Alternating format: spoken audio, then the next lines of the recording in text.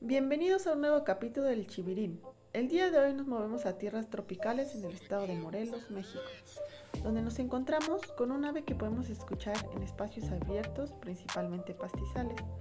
Frecuentemente observamos a esta especie vocalizar y dar saltos desde lo alto de una percha expuesta. Su canto es muy sencillo, pero igualmente bello. En su espectrograma podemos notar dos figuras diferentes, tres iniciales que son como un pulso, seguidas de una nota descendente de mayor duración. Conozcamos y disfrutemos de nuestras aves mexicanas. Con ustedes, el semillero brincador.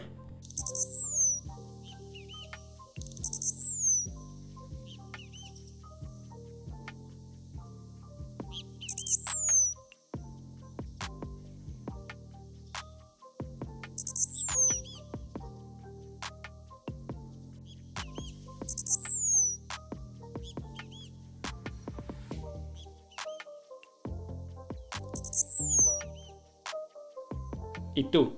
¿Habías escuchado al semillero brincador?